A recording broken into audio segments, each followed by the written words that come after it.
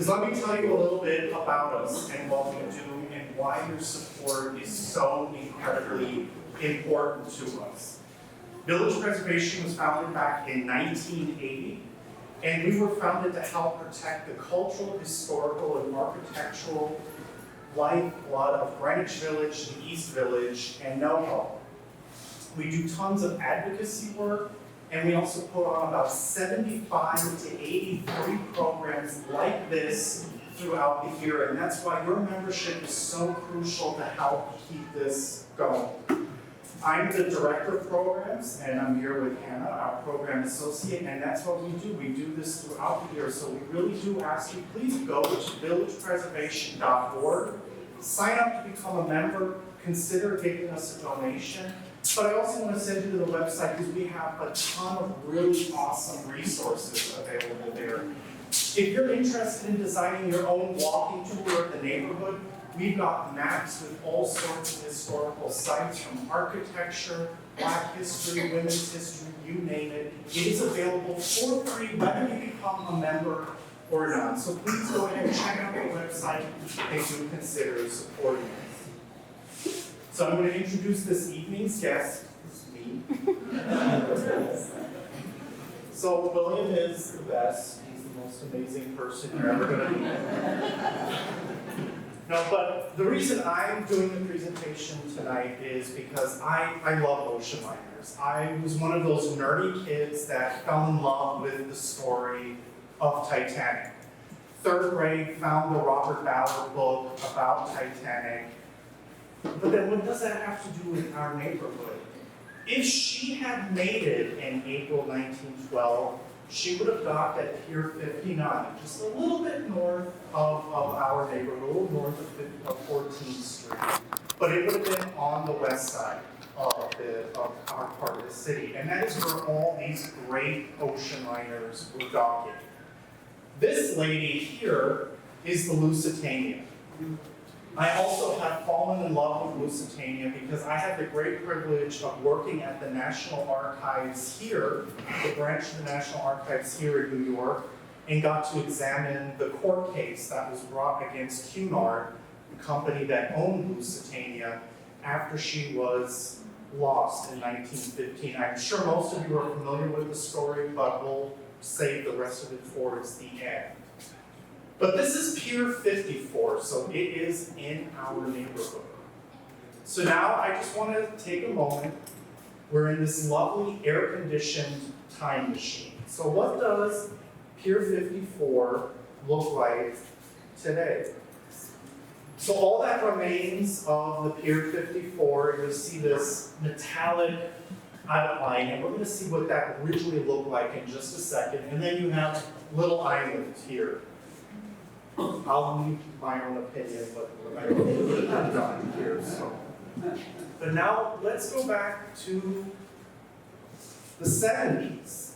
And whoa, it didn't look good there. So it probably looks a little better today. And there's the beautiful Hudson River Park, gorgeous. So definitely take a walk there. But in the 70s, you can see there was an enormous amount of deterioration. And right here, you can make out the top of that same metal front entrance part. And this image right here is from the Village Preservation Image Archive, so that's another resource available on our website.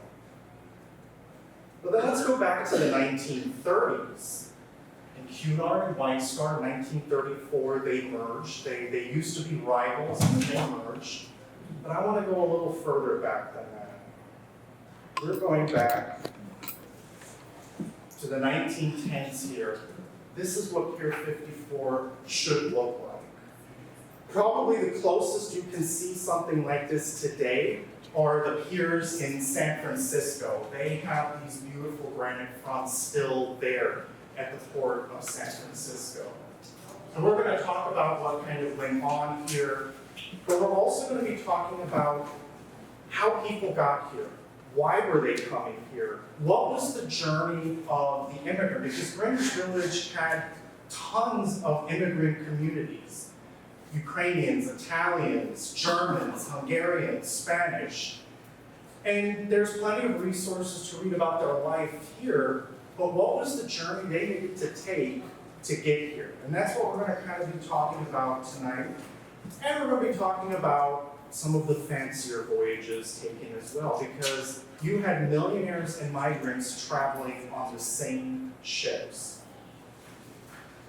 Now let's take a look again here. And this is Lusitania arriving at Pier 54 in 1908, and you can see the great Pier 54 part of the Chelsea Pier complex under construction. But what was going on here at this time? Why were these ships coming here at all? Why was New York such an important port?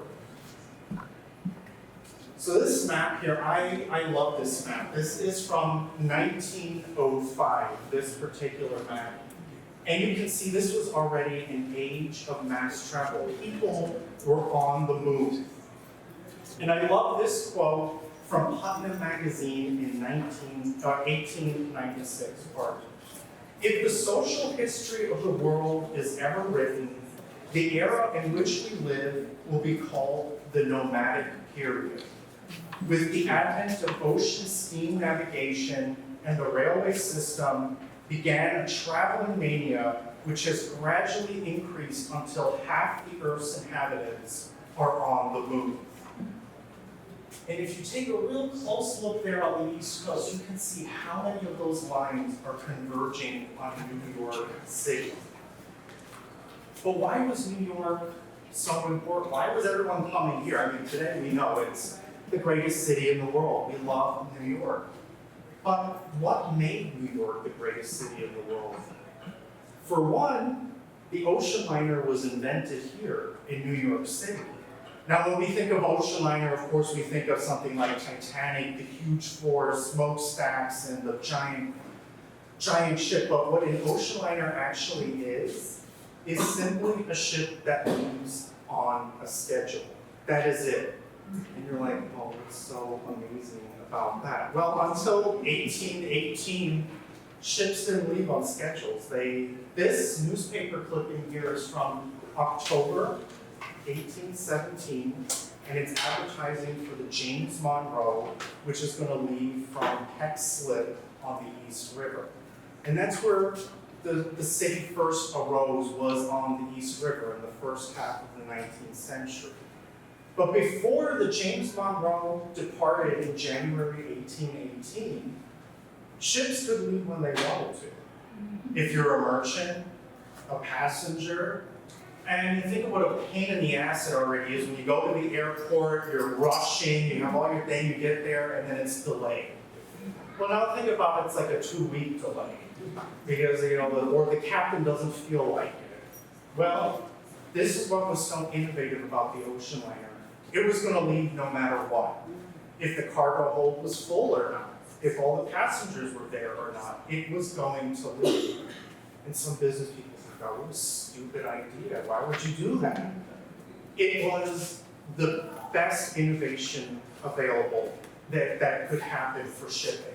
Because merchants could now have an idea of when things would come across the Atlantic. They could start estimating, they could start predicting. There was an era of regularity. And then it made it easier for taking people across the Atlantic. But now, New York through the 19th century underwent a massive transformation. The preeminent part of the city's shipping moved to the Hudson River waterfront. It had started in the East River because the East River really isn't a river at all. It's a tidal strait connecting Long Island Sound to New York Harbor, so it's saltwater. It is saltwater completely, so it almost rarely ever freezes. So when the Dutch came and the English took over, it was those wooden-hulled sailing ships. It was easier and safer to dock on the East River. But now we've entered the period of iron-hulled ships, steel-hulled ships. And also it was just running out of space on the East River. It was the time for the Hudson River waterfront. And this would become the greatest waterfront in the world for a period. Between 1899 and 1911, 75% of all immigrants crossing the Atlantic arrived through the port of New York. New York didn't only serve as the gateway for migrant and steerage passengers, it was also the main point of embarkation and disembarkation for the wealthiest class of transatlantic passengers. New York's rise to become America and then the world's busiest port made the city a beacon for future Americans. And this was due to the country's enormous rapid growth through the 19th century. New York became home to fortunes built on railroads, manufacturing, mining, and of course, finance. Americans made up 80% of all first-class passengers, crossing the Atlantic in those years before the First World War. At the end of the 19th century, New York was home to nearly 1/3 of the country's millionaires. And between 1899 and 1911, 86% of all first-class passengers came and went through the port of New York. Now, I love this picture. It makes New York, Manhattan particularly, to me, look like a giant airport, basically. It was the JFK of the country. Think of it, it was a national JFK. You had over 120 piers on the west side and just about 100 piers along the East River. And that's just Manhattan. That's not including Brooklyn, that's not including New Jersey as well. So I just want us to take a moment just to think of the sheer number of folks coming in and out, the amount of cargo coming in and out of the port. And it's hard to imagine that today because, when you do go along the river, it's a beautiful walk and you have a few piers here and there and a couple of cruise ships here and there.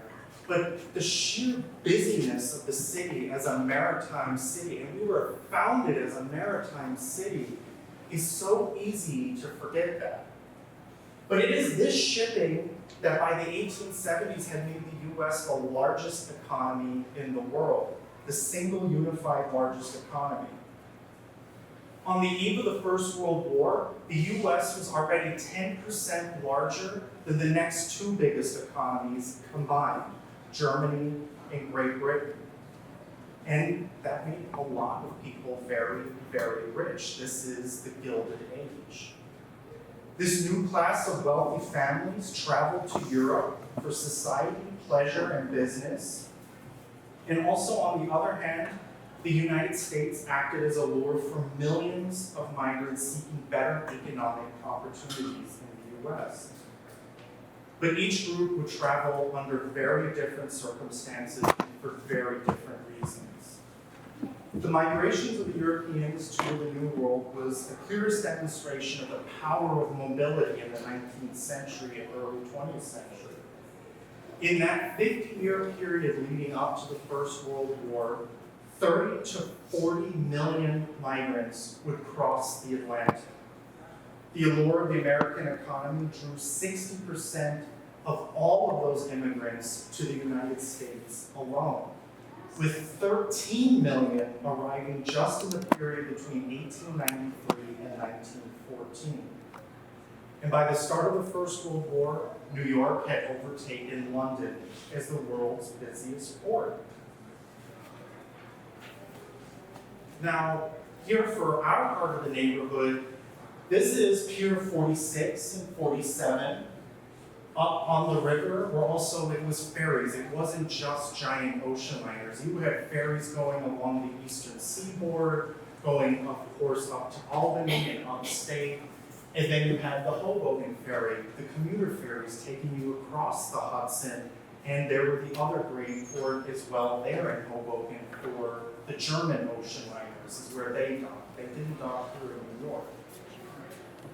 But this is just to give you an idea of how busy it was along that waterfront. But now let's talk a little bit about who was doing some of this travel. So I looked really hard to try to find a story from someone in Greenwich Village, and if you do find a story of a traveler or an immigrant who settled here, please let me know, because I would really love to trace their journey. But I want to introduce you here to this young lady standing between her parents, Catherine Stollmeyer. So she left her home in Ara in the Austro-Hungarian Empire, and that's modern-day Romania today. And she would take a train to get to the German frontier. Then she would take another train to get to the German city of Bremen. And then she would take a ship on the North German Lloyd liner, Prince Friedrich Wilhelm, here to New York City. And then she would take another train ride to get to Pittsburgh. This ticket here is for a Norwegian gentleman named Håkon Olsen, and he travels from Trondheim, Norway, to the English city of Hull on the eastern coast of England, then took a train to Liverpool on the west coast of England, then took another ocean liner to the United States, and then would take several train journeys to get to the west coast in the town of Issaquah, Washington State. And amazingly, these journeys were done with one ticket. They bought their ticket in their little rinky-dinky village in Europe, and it was all prepaid going forward. So journeys of over 5,000 miles. And this was the era before computers. And they were able to track all of this. And we're going to talk a little bit more about this. But now I also want to talk about some of the business of ocean liners. So we have this wonderful gentleman here walking. That is J.P. Morgan. Now, the ships that were coming to the port of New York, as wealthy and as powerful as New York City had become, 90% of shipping was non-American. And JP wasn't going to have any of that. He wanted it to be American shipping, carrying American passengers and American goods. So he went on a shopping spree. What do we love to do here in America? And it's fitting, it's Prime Day today, so. And I mean, he is kind of the Jeff Bezos. He loved monopolies, Mr. J.P. Morgan, and he had just put Carnegie's U.S. Steel together, which at that time was the largest company in the world, the first company to be worth $1 billion in the early 20th century. That's about $1 trillion today, so it is big money. But now he turned his eye to shipping. So he wanted to dominate Atlantic shipping. So he went, as I said, on a shopping spree. He bought the American Atlantic Transport Line, then he bought the International Navigation Company, the American Line, the Red Star Line, and then he moved into foreign territory. He started buying the British Leyland Line, the White Star Line, and the Dominion Line. And it wouldn't be without him that there would be no Titanic without J.P. Morgan. Now, he tried to go after some of the German lines, and the man there with the fabulous mustache on that postcard is Kaiser Wilhelm II of Germany. And he was, of course, in great competition with his cousins in Britain. And Britain had dominated ocean liners with the White Star Line and Cunard. Now, they were both British, but they were intense rivals with each other. And one day, he supposedly was at a fleet review of the British fleet, and they had some of their ocean liners, and he turned to one of his aides, and he says, "We must have some of these." And Germany would now become a major player on shipping on the North Atlantic. But J.P. Morgan didn't buy out. He had a meeting with the Kaiser, so a businessman having a meeting with the Emperor of Germany, and they basically cut a deal. It was a profit-sharing deal with the two largest German shipping companies, Hamburg America Line and the North German Lloyd Line. And all those three, they kind of connived, and they went after the Holland America Line and bought a controlling stake. But there was one company that said no. Like a little British bulldog, Cunard said, absolutely not. We will not be bought out by an American company. We refuse. White Star Line can go do that, but we won't. So they went to the British government begging for money. They got a deal with the British Admiralty, and with that money from the British Admiralty, we now enter the true era of the super liner. It is with that money they were able to build Lusitania and Mauritania. They were the largest vessels ever built at that time. They were 15% larger than anything that had been built before, over 700 feet long, and they were the fastest ships on the Atlantic. Lusitania's sister, Mauritania, would capture the Blue Ribbon, and this was the made-up award they had for the quickest crossing of the Atlantic at this period, and they developed this big, fabulous, really ostentatious trophy, and it was a badge of honor to have the fastest ship on the Atlantic. Mauritania would hold the Blue Ribbon until the 1920s. For almost 20 years, she would be the fastest vessel. And we'll talk about the drastic reduction of speed in crossing the Atlantic. Now, I wanted to also talk about, because White Star Line says, okay, we're not going to catch up Cunard on speed. We're going to do it on size. And it became part of my language a pissing contest, who could build the biggest damn ship on the Atlantic. Ismay, who was the manager of White Star Line and then became the president of J.P. Morgan's massive international mercantile marine, which is the giant holding company that controlled all of these shipping companies, they now poured money into White Star Line to build first the Olympic, then the Titanic, and then there should have been a third one, and there eventually was the third one that became the Britannic, which only was launched during the First World War.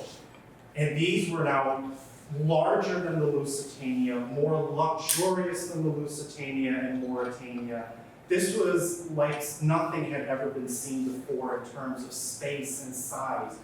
Third-class accommodation on these ships was considered first class on some of the other ships. No cost was spared. Each one of these ships was well worth over $1.5 billion to build at this time. Now, you had these big-ass ships here coming to New York, and New York is like, our parts aren't ready to take something that's nearly 1,000 feet long. But New York actually was interested in infrastructure at this time. This is the great period of the Penn Station, Grand Central Terminal, and Chelsea Piers, and a total revamp of the piers on the west side to be able to accommodate this lot of superliners that were coming now to New York City, carrying thousands and thousands of people. Now, this is just a little boring thing I want to bring. It's not boring to me, but these shipping companies, I've made it out, it's national competition, business competition, fierce rivalry. They ran a cartel behind the scenes. They had an agreement with each other, all of them, across the board. And I could do a whole presentation on this just alone. I just wanted to mention it very briefly, but you can see the list of all the different shipping lines. They basically had a profit-sharing agreement with each other. They sliced and diced what percentage, who could carry this number of people during this period and stuff, because they were maximizing profits for themselves. This was big, big business. And to just kind of put it in perspective how big a business this was, we're going to now talk a little bit about some of those wealthy passengers before we go in a little more detail about the third-class passengers, the immigrants. The constant travel by this contingent of Americans provided a lot of money for Europe. Conservative estimates at the time stated that Americans spent collectively between $125 million and $150 million. That's about $73 billion today, every year in Europe. Hotels, travel, shopping. American women, it was estimated, spent just $8.5 million, tens of millions of dollars just on clothes in Paris alone. And to get back from Europe, these Americans were willing to pay for the best accommodation afloat. The wants of these wealthy Americans would have a significant influence on the development of ocean liners and shipboard design in the years before the First World War. And this is what Bruce Ismay was able to tap into when he built Titanic. So this is the type of accommodation, the life on board. This is the Lusitania's first-class dining that they had. It was basically Versailles on the sea. It was like, I kind of call it frosting. It was basically, they were covering up the fact that you're on an ocean liner, right? A big steel ship crossing the ocean. But as I said, 80% of first-class passengers were Americans, and we Americans are a very demanding people. We like it good. I mean, thankfully, we want good bathrooms, we want good accommodations. So if you've ever traveled to the Europe in the 60s and 70s, like some hotels would have a bathroom at the end of the hall. And Americans were like, no, I want to come in my room, please. So through the latter half of the 19th century, beginning in about 1867 with the Paris Universal Exposition, a steady flow of tens of thousands of these wealthy Americans would cross the Atlantic. This is the start of the Gilded Age, and Americans had become immensely wealthy in the economic boom after the Civil War.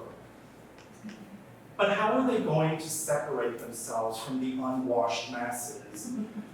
Now, we can't have an aristocracy, we are a republic. But that doesn't stop them from canoodling with the aristocracy in Europe. So travel was seen as a form of consumption that wealthy Americans could use as a way to separate themselves. They had the means to travel. And it started to reinforce a shared identity amongst themselves. Travel was a way of legitimizing their wealth by absorbing and bringing back high European culture. Think of the Met and all these artifacts that we find in the Met. A lot of this was brought back on shopping sprees on European vacations. And then, thankfully they were donated here to the museum, but these people were spending money at an incredible rate. But not only were they shopping, they also started to marry into the European aristocracy. There were 400 marriages alone between Americans and members of the British aristocracy. But there were also marriages in French, German, Italian, and Russian nobility. Ulysses S. Grant's granddaughter married a Russian prince, for example. By 1914, Americans had successfully integrated themselves into European high society, and almost a unique transatlantic culture started to develop that spanned New York, Paris, and London. And it was a year-round social season for these wealthy Americans. It began with New York City's winter season, kicking off with the opening of the Metropolitan Opera in November, carrying on with debutante balls, soirees, and then, of course, the Mrs. Astor, Catherine Astor's famed annual ball, and the closing with the charity ball in February. After Lent, a migration would take place, usually led by Mrs. Astor herself. She would travel to Paris, stayed in elegant hotels such as the Grand Hotel de Louvre. Then in the early spring, enjoyed Paris with another round of balls, eating out at Ritz restaurant, watching the Chantilly and Grand Prix at Longchamp races, and of course, again, enormous amounts of shopping. By June, it was time to go to London. There was already an American colony of over 20,000 Americans in London, and the London season sat at the apex of this social season for these transatlantic Americans, because by this point, so many had married into aristocracy. The season in London began with a viewing at the Royal Academy, opening of the Royal Opera, followed by the Court Ball, and wrapping up in July with Ascot horse races, Henley Boat Race, and the Cowes Regatta. And all interspersed with more concerts and dinners and receptions. Then the rest of the summer, you could come back go back on an ocean liner, and you would go to Newport, spend the summer in Newport. Or if you were a little more adventurous, you could head to Monte Carlo, the French Riviera, and Egypt. The year would end with a return to Paris in the autumn, and then back to the United States again. The art critic Bernard Berenson mocked this almost homogeneous culture that developed from the ease of travel on these ocean liners, and he nicknamed it Ritsonia, after the famous chain of luxury hotels. So he said, Ritsonia carries its inmates like a wishing carpet from place to place, the same people, the same meals, the same music. Within its walls, you might be at Peking, or Prague, or Paris, or London, and you would never know where. Now, these shipping companies, this cartel with them working together, it was going after this wealthy society that they started to build these bigger and bigger ships. And folks could even start interchanging their tickets. So you bought a White Star Line ticket, but you felt like going back on a German ocean liner, you could exchange your ticket. Because each of these ships would become fancier and fancier. And of course, you wanted to be seen on the best and the fanciest of these ships. Now, Titanic sinks in April 1912. Some of the cream of New York society, John Jacob Astor IV, Catherine Astor's son, goes down with the ship. He's the wealthiest man on the Titanic. The largest ship on the Atlantic. Big deal, really. It's a tragedy, but within May the following year, the Germans launch a bigger ship than even Titanic. They launch the Imperator. So by the time it starts sailing in early 1913, these are the type of facilities that now the average superliner includes traveling the Atlantic. You have a dining saloon, a grill room, a Ritz-Carlton restaurant, a tea garden, a veranda cafe, ladies' sitting room, home court, writing room, a library, several lounges and lobbies, smoking room for the gentlemen, and only one of two ballrooms afloat on the Atlantic. And that's what we see right there at that time. But luxury also meant other conveniences. You had gymnasium, a daily newspaper printed on board the ship. That also had stock reports for the businessmen.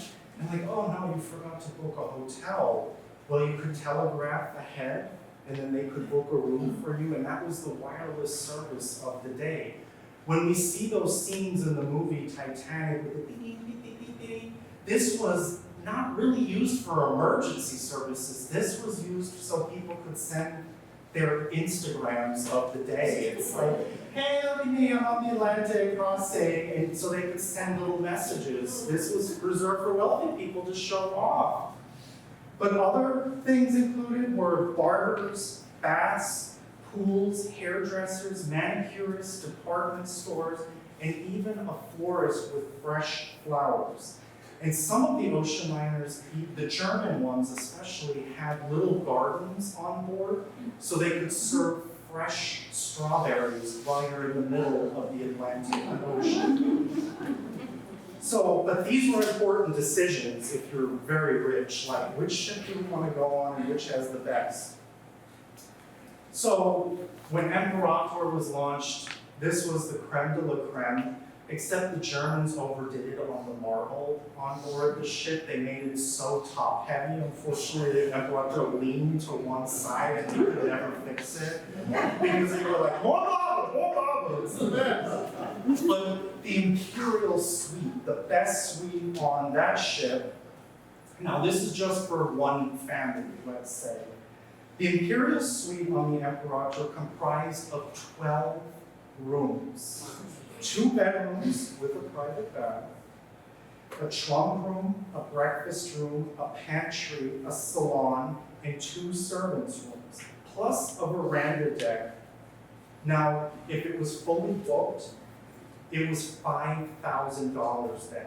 That is $120,000 today. One way. That's a one-way ticket for about a week is $120,000. And I think very much we can all relate to know how rich some people were at this time. Now, one of the great innovations that Hamburg America, the owner of the Imperator, brought was the a la carte restaurant. Now, every ticket, when you bought your first class ticket, would come, you could dine in the dining room, but it was a set menu. You had to eat what was being served. Now, come on, Americans, if anything, we love choice. So, Hamburg America teamed up with Cesar Ritz, and they developed Ritz restaurants on the Atlantic. So you could go in anytime. You didn't have to wait till dinner was served in the formal dining room. You could go into the restaurant. It was a fully functioning restaurant, and you could order whatever the heck you wanted off the menu. And some of those dinners would cost more than a third-class ticket for a steerage passenger. Now, on one return voyage from Europe in September 1913, the Imperator hosted a ball in its fancy ballroom with 500 guests out of the 859 first-class passengers on board. It is estimated the collective worth of all those individuals in that room was $1 trillion. That was just the personal wealth of that. And some of the notables on board and in that party were Henry Hines, of condiment fame, Isaac Gimbel from the Gimbel's department store, Louis Tiffany, Mrs. Oliver Belmont, formerly Alva Vanderbilt, and mother to Consuelo Vanderbilt, Duchess of Marlborough, the banker John Drexel, and Mrs. William Kissam Vanderbilt II, the sister-in-law to Consuelo Vanderbilt. So this is just to demonstrate, this is one half of what life was like on the Atlantic for the passengers. And we're going to talk about in a little bit what it was like when they finally made it to New York, what would happen for them versus steerage. But now let's take a look at the life for a third-class passenger. So as I said, their voyages basically from beginning to end could be purchased with a single ticket. And it would carry them from rail and ship and rail again. And that is also in part because these shipping companies were all cooperating with each other. The train lines, the railroad companies would set standard rates for immigrants and send those rates to the shipping companies, and there would be a booklet where it'd be hundreds of pages. So you could estimate this Dorf in Germany, and you want to go to this town in Pennsylvania, and you looked up in there, and then you could set the estimates and add that to the cost of the steamship ticket. But it was also a massive multinational effort. Look at all the languages on this ticket. Of course, we have English, we have German, we have several Slavic languages, we have Yiddish, we have Russian, we have Hungarian, because of just the sheer number of folks coming from so many different places in Europe at this time. And so here you can see ocean passage, any kind of head tax, European rail, American rail, all calculated there. And there were tens of thousands of agents, steamship agents, spread across Europe. And every little town basically had one of these agents, and that's where you could go and buy your ticket. And if you didn't have enough money to cover it, those agents were also usually lenders as well, so they could lend you cash there as well. But it was a massive interconnected network of finance and transportation to be able to bring these people. But now, what did these people have to go through in order just to get to the ship? We're not even talking about, they're not even on the ship yet. How did they get to the ship? So after 1892, there was a cholera outbreak in Hamburg, and America wanted stricter immigration restrictions. And they held ships back for several weeks because of that outbreak. And Hamburg was one of the busiest points of departure for immigrants coming to New York. So what did the German government do? It established 13 control stations at the Russo-German and Austro-German borders. So at this time, passports and such really weren't a very common thing. The borders were actually pretty porous at this time. But because of the starting of the implementation of stricter American immigration, borders in Europe started to become more important. Germany didn't have at this time necessarily a formal border service. There wasn't like a TSA for Germany at this time. So they contracted it to the shipping companies to run these border stations that were hundreds of miles from the ports. And they would get special concessions for passengers from all the other shipping companies. Now, what would happen at these borders? So let's say Catherine. We met Catherine Stollmeyer earlier. She took that train from what's today Romania and she went to the German border. Everyone would get off the train. They would go into a processing center. Their luggage would all be steam cleaned. Their tickets would be inspected. They would be washed as well and made sure that they were put clean. And then they were put on a sealed immigrant train. The train would then go to Berlin, and then it would split off into the various directions. If you were going to Hamburg, you took then the train to Hamburg, Bremen, or on to French, Belgian, etc., other ports in those train services. And once you reached your port of departure, you had to go through another health inspection there. Now, what the shipping companies did, they built almost a reverse of what Ellis Island was. They built little villages, little towns. Today you can visit outside Hamburg. It's called Ballenstadt, named after Albert Ballen, who was the president of the Hamburg America line. And it was basically, you had accommodations for all these immigrants traveling. They were served food.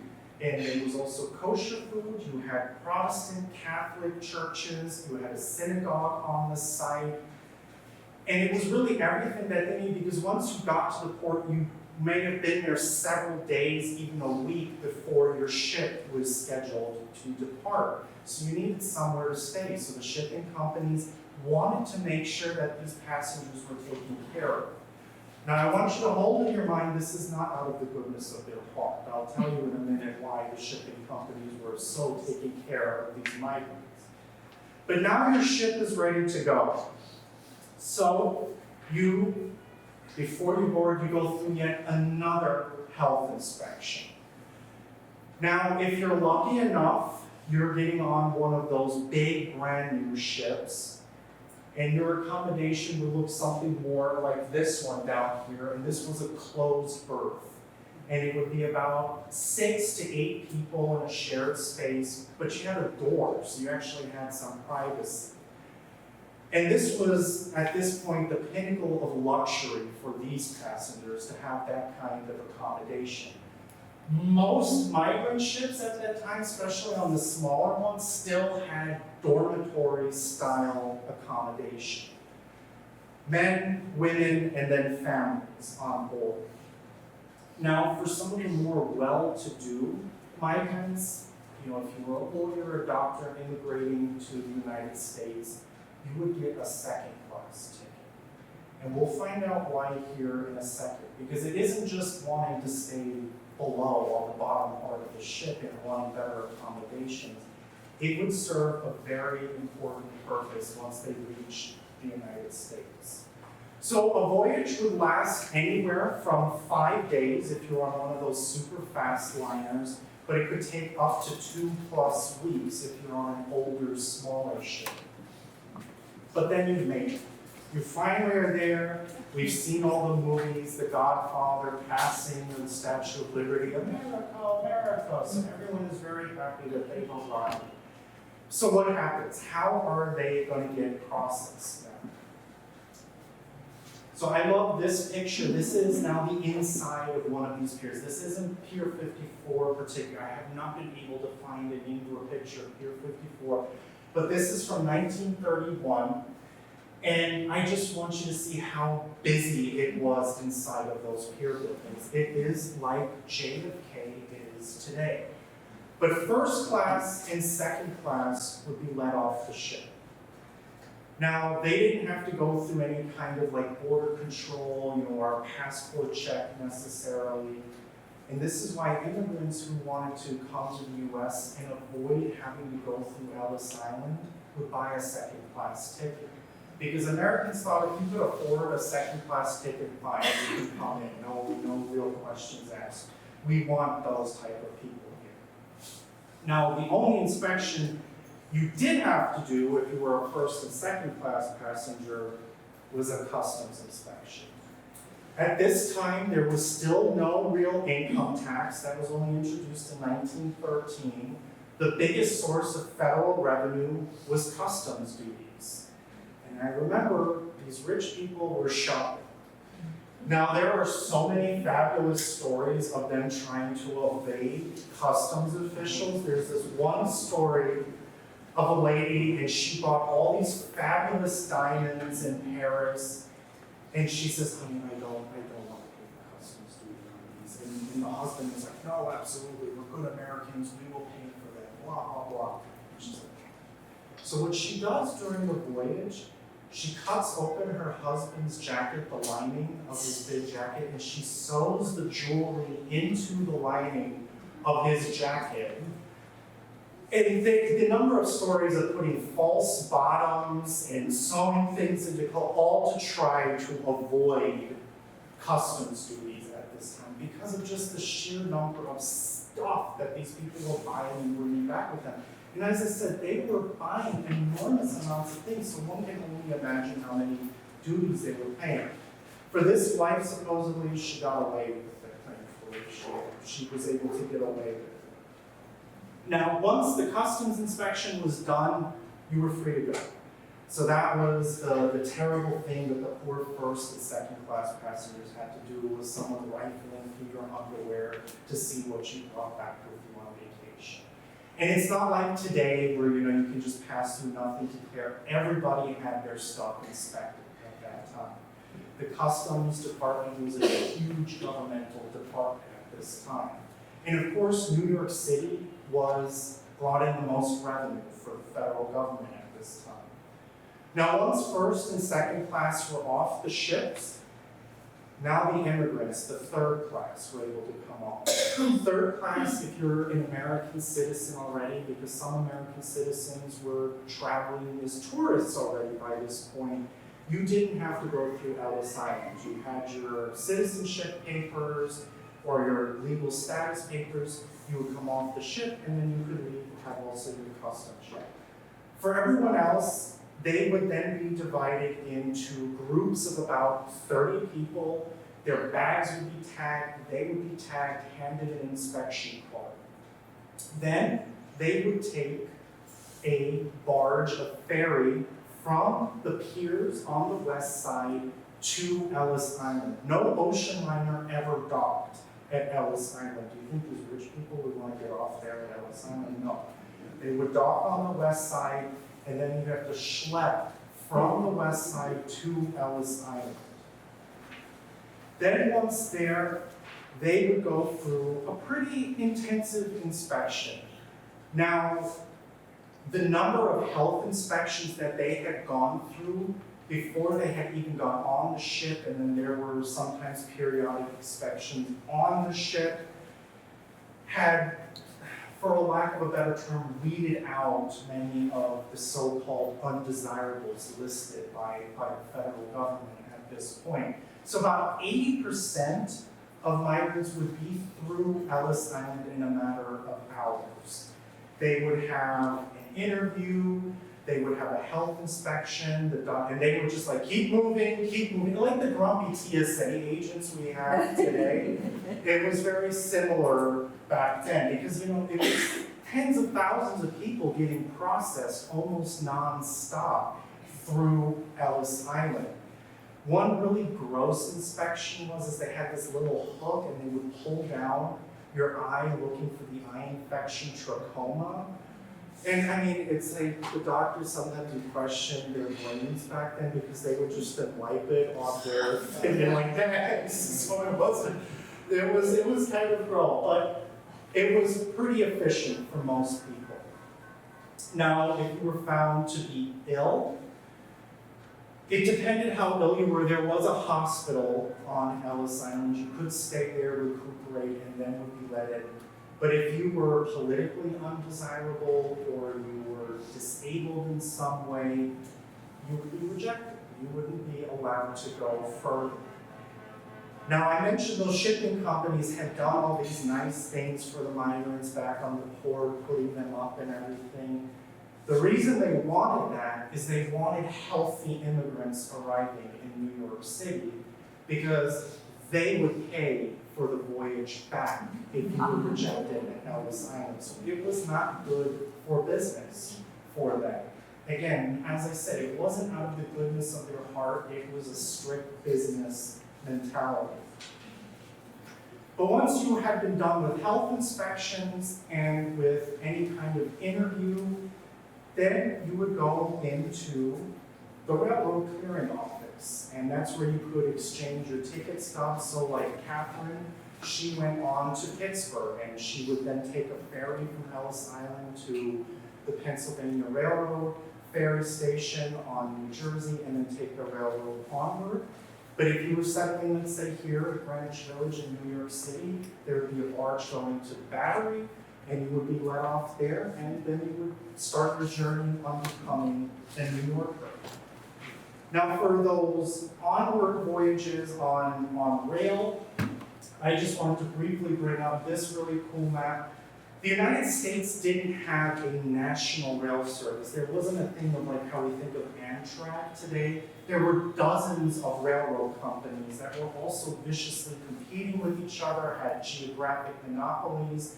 But for the efficiency and to make a quick, easy buck for themselves, they also basically had a cartel, like the shipping companies, and that's how they would process migrants through. There would be immigrant waiting rooms at the ferry stations in Jersey, and then there would usually be immigrant train cars to take folks onward if you're going to Philadelphia, Pittsburgh, etc. Now, this was going on and on and on up till 1914. 1913 had been a stellar year. Nearly 1.3 million folks had come into the port of New York that year alone. But then on June 28th, Franz Ferdinand, the Archduke, the Crown Prince of Austria-Hungary, is assassinated and starts 4 grinding weeks to the outbreak of World War I that starts officially at the end of July of 1914. This basically grinds immigration to a halt, because now borders matter in Europe, and these nations where people could move through freely are now enemies. It's battlefields now. And for 4 years, there's the horrible war, and you have the Russian Revolution in 1917. So by 1918, November 11, 1918, World War I is finished, armistice, but it is estimated now the United States government sees that, and the shipping company goes, let's get back to business. United States sees that there's probably an estimated 15 million people who want to leave this war-ravaged continent. Empires had collapsed and cities had been destroyed. They wanted out. A very long-term anti-immigrant sentiment had been developing in the United States through the last part of the 19th century, started with the 1882 Chinese Exclusion Act, and got stricter and stricter and stricter. 1921, you have the first of the Anti-Immigrant Act that puts it in with a quota system. And then 1924, 100 years ago this year, an even stricter quota system is put in. Now, what does this quota system mean? It is your ethnic group, it's only 2% of what was counted in the 1890 federal census. And this was done on purpose. because East European migration, Southern European migration, Jewish migration had really only upticked in the last part of the 19th century. The highest proportion of Europeans in the United States were still German, Scandinavian, English. And that is what the federal government wanted the most of. But to put it into perspective, in 1914, up to 1914, June 1914, 300,000 Italians alone had already come through the port of New York. In 1924, less than 3,000 would be allowed into the United States at all. But it also just wasn't the reduction in immigration, because these were the largest number of people moving. Ocean liners didn't stop sailing. You have the great glamorous 1920s and 30s, Normandy, Queen Elizabeth, Queen Mary. But just to kind of put it in perspective, what happened on the Atlantic after the First World War, there were almost 2.9 million passenger journeys across the Atlantic between 1913 and 1914. This number would not be exceeded until 1953. So it would take nearly 40 years for that level of travel to come back on the Atlantic, because the shipping companies struggled for the rest of their existence going forward. But I wanted to just finish up what happened to Catherine Stollmeyer. We met her at the beginning of the talk. She made it to Pittsburgh. It was a 12-day voyage for Catherine. She didn't go on one of the super duper ships. But when she got to Pittsburgh, she got work as a governess at a well-to-do house. Did that for 14 years and was able to marry another native from her hometown there in Pennsylvania, John Schmidt. So she became Catherine Schmidt.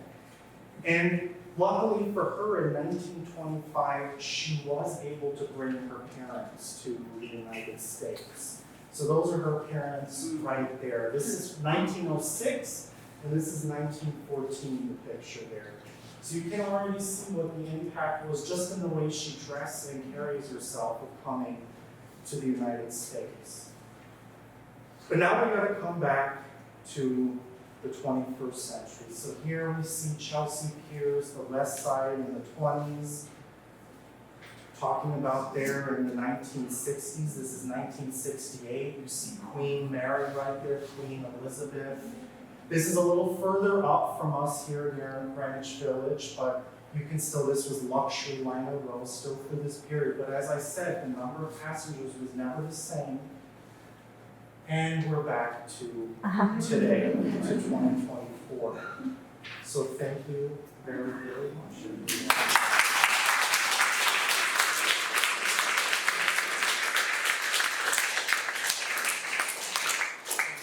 Well, I just wanted to point out, if you're interested in learning more, we will send these resources in the follow-up email of this program.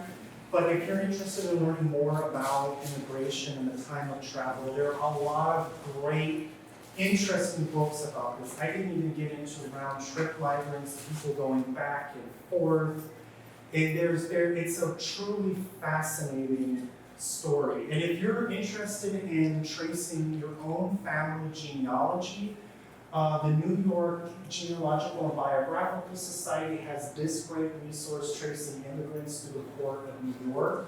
So if you're interested in just learning more, and I mentioned the National Archives, they have a lot of those passenger manifests and resources to help you do any kind of genealogical research if you're interested in that. And if you're interested in more village preservation programs, please join us on the 23rd of July. This is a webinar for imagining Greenwich Village in Lego for the new Lego set that we have available. But I'm happy to take questions. Yes, sir. You mentioned the ocean liners is supposed to go on a regular schedule. I thought that was the role of package ships, and they were going to the 1840s or 1850s. They were the first to go on. I thought they were the first It was 1818, it was the black ball line, and that, I mean, package ship is like another term for it, but the ocean liner, the idea of going on a schedule started in 1818, and it just grew from there. Now, those package ships would be, you're also thinking probably of ships that are going to China, China trade going to San Francisco during the gold rush. All of those developments were possible because of the ocean liner that had been born in 1818. All the ocean lines back then? It was, that's, when we think, that's the misconception, we have ocean liner, we think of those big horse stack. We think of Titanic when we hear ocean liner. Ocean liner, the official name is just it travels on a schedule, on a set date and time. That's all it means. So then what's the difference between a package ship and an ocean liner? Package ship basically takes on an individual cargo as opposed to this full. What? Takes on an individual cargo. These are No, cargo. the ship operates, the captain sits and waits until he gets the full cargo, full enough to make a profit, and then he sails. No, but it's, Black ball line. that's not a package ship, as I understood it, it's a regular schedule. There, you know, the captain doesn't wait for the cargo. It's a set schedule. He has to meet that, that's the definition of a package ship.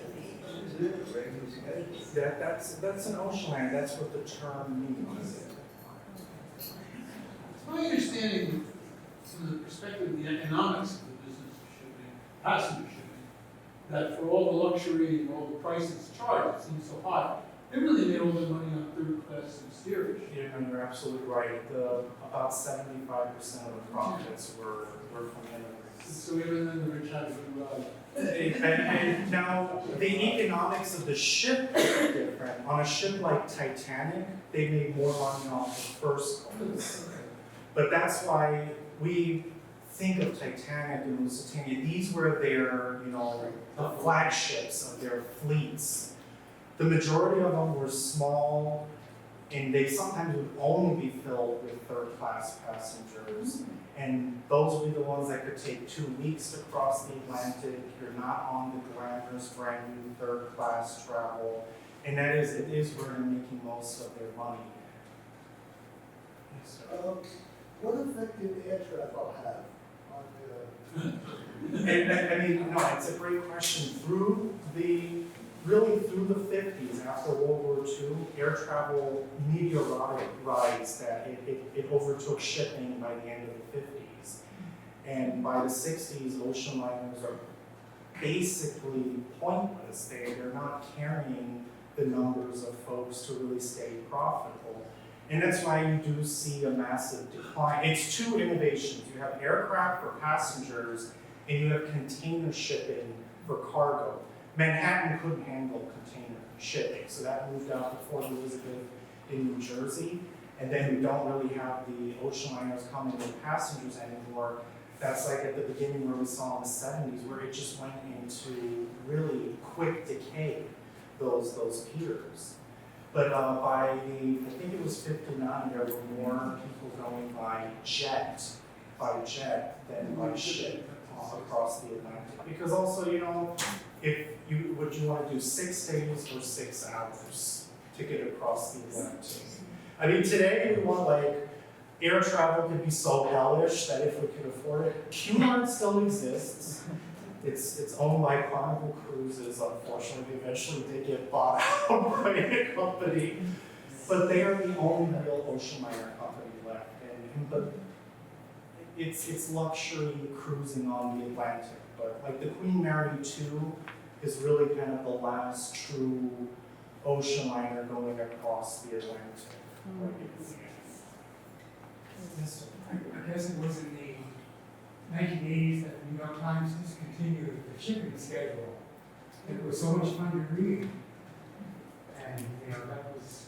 It's still up to that. The Italian lines were still going into the 60s and the Swedish lines, but it really was by the 70s. It was pooped out. They just weren't there. With all this traffic on North Atlantic, was the safety very pretty good today? It actually wasn't too bad. It got better as the center, and Titanic did have a profound influence on that. For one, they had enough lifeboats finally on the ships. Now we think, I'm like, my God, how stupid and evil White Star Line was to not put enough lifeboats on it. The ships had gotten so big, so quickly at this period. They basically had tripled in size within 50 years. The British regulations didn't keep up. The White Star Line Titanic legally had enough lifeboats on it for the regulations of the time. Now, we can say, oh, how dumb, they didn't have enough lifeboats for everybody. But then enough lifeboats, the Imperator, they put a giant searchlight on front of the ship so they could spot icebergs, and they took it off because it didn't work. But the safety record, all in all, was pretty good going into the 20th century. Through the 19th century, I mean, it's so British, the tour guide books, the shipping was still, steamships were still so innovative at the time. They did sink, they disappeared sometimes, and were never heard of again.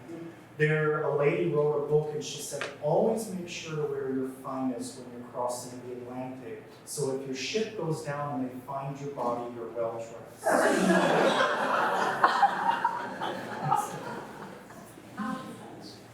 Who built and owned piers? So that became part of the federal government actually did the development of the piers, if I understand correctly. I haven't done enough research into it. The city owned. Or the city built them. Yeah. They're built by the city. Almost all the piers were built with private money. But at one point or another, the city would step in, and when the quote-unquote modernization of the 20s, virtually all that were left of the bigger piers were city-owned. Yes, sir. Yeah, can you speak a little bit about the Holland America line and Pier 40, which they, as I think late as the 60s, they did a major renovation of Pier 40, and you can still see the murals, incredible tile murals that are in the entry of Pier 40 that show the ships that were available through the late 50s and 60s on the Holland America line are still at Pier 40. It's a wonderful, wonderful mosaic. But do you have anything about the Holland America line? I mean, I'm not an expert on that particular one, but it was started as the national line, of course, for the Netherlands, but then it was, controlling interest was bought by JP Morgan and the German lines, but they were eventually able to regain independence. And now, of course, Holland America line still exists today. It's just cruise ships. It's part of Carnival. So also, yeah, I mean, Carnival is basically the International Mercantile Marine of today. It owns so many of these ships. It owns like P&O as well, which was the other. But you might enjoy the murals at Pier 40. That would be very cool. So, I mean, that's something, so I mean, this is what in part inspired me to do the talk is, I'm so glad Hudson River Park was made. It's gorgeous to walk on there, but when you walk there, you don't really see this incredible history that was there that made our city and helped build our country. It was just that on this strip of a few miles on the west side on the Hudson. It's just so incredibly important. I just wish the city would do a little bit more right now. I mean, I'm so happy they preserved the outline of the Cunard Pier, that metal frame. I wish they could do a little more with it, but at least it's a tidbit that still exists. And then from the sound of it, these murals, which I hope are easily accessible. Would it be common to see ambassadors and government officials on the liners going back and forth? Yes, absolutely, and the shipping lines even had special ticket rates for any government officials going across. How many first class versus second class versus third class passengers would be on typical ships, you know? So if it was something like the Titanic, it was always, you're basically going to have twice to 3 times as many third class passengers than you are first and second class. Second class was always the smallest, because there just weren't that many folks, because if you could travel first class, you did. And then most of those immigrants couldn't afford second class. Many of them they did. They sold everything that they had, their home, they had a plot of land, because each ticket in today's dollar was about $1,200 for them for a third class ticket. Now, if you're buying for your whole family, and you have to bring enough money into the country as well to prove that you can take care of yourself. There's even stories at Ellis Island of making people swear on the Bible that you're not going to become a ward of the state, like you're not going to cost the American government anybody, because they wanted to get in, so you have to have some kind of capital with you, a little bit that you could muster. Actually, at Ellis Island, very often what you had to do if you didn't have enough money, you had to prove that you had a family who could come Yep. and retrieve you. Yep. And if not, it's just, you didn't get in. No, I mean, that's the thing, it's the shipping companies try to make sure of most of those things. Did you do any research on Castle Gardens, which preceded? So I didn't do for this particular one, and I haven't gone too in depth in it, but yes, that Castle Garden was the original Ellis Island. And this was before the federal government really stepped in to control the migration process. Castle Garden was run by New York State. And that is actually another reason that the Port of New York was the favorite port for a lot of migrants. It had developed the best immigrant processing because it had been doing it the longest and the most detailed and the most efficient. But Boston, Philadelphia, you have Angel Island in San Francisco, there were immigrant processing stations at all of these ports. When did they discontinue third class? Pardon?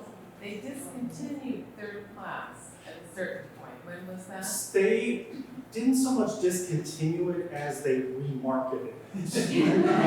They, with the innovations of like Titanic and stuff, and I mentioned that third class was now as good as first class on some of the older ships, they renamed it tourist class. They started with tourist third class and then they just called it tourist class because that in the 20s and 30s, that's where they were trying to make their money.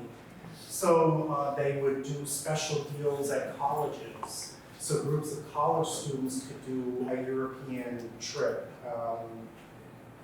Church groups, all this stuff to try to get us regular people to start traveling on a more regular basis. And that was really in the 20s because steerage had started being phased out as a term in the late 19th, early 20th century, just called third class, and then third class became tourist class. So think of economy on planes today.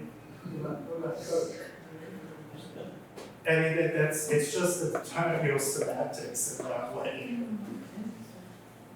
Any other questions? I said you don't find that there's a lot is it true?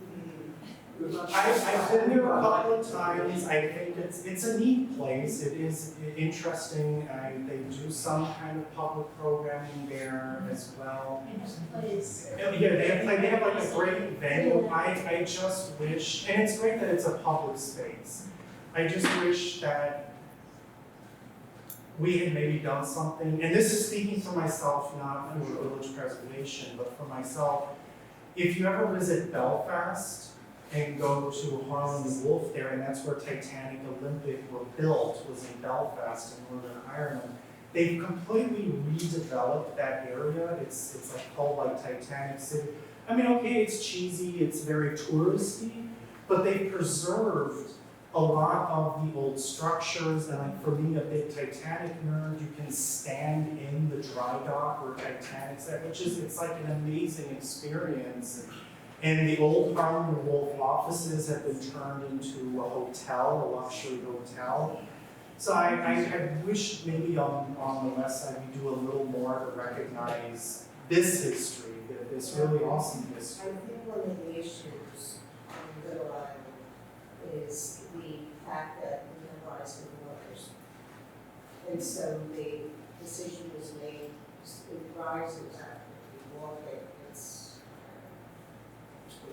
Yeah, I don't know the whole thing about the design and everything behind it. And it is a great public space, and we need those public spaces in the city. I wish we could just have combined it with something, some kind of memorializing. I think there are some plaques like hidden behind chainmail fencing a little further up on the west side. And it's like older ones from like the 80s and stuff, and it's just these tiny little plastic plaque things, but it's not accessible to the public. So I think it's a real shame because it's such an important part of our city's history. Right, last question. Yeah, I didn't get two things of your lecture, which was amazing. First, who paid for the trip back, if the immigrant was, and the second is, when exactly did it decline, transatlantic traffic? Yeah, so if you got rejected at, let's say, Ellis Island, the shipping companies, so Cunard, White Star, Hamburg America, North German, they have to pay to send you home. So it was absolutely not in their interest to have someone get rejected at Ellis Island or any of the other ports. And then it was World War I that really destroyed transatlantic immigration. World War I, of course, was a great disruption because of the conflict. Lusitania was sunk, and I just want to go back here to,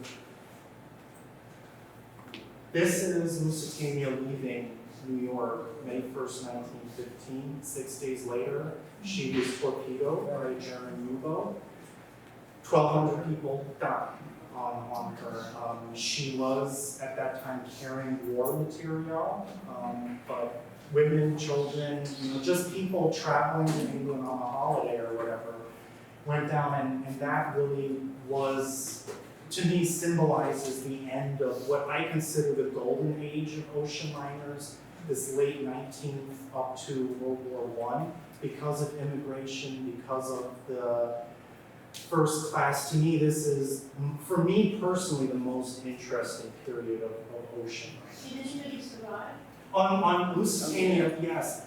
And actually just talking with lifeboats though, she had enough lifeboats, but because she was torpedoed and then there was a secondary explosion, most likely caused by the coal dust below, the ship sank in 18 minutes. And it twisted onto its side, so I don't want to go into much too gory detail because it's a very tragic story.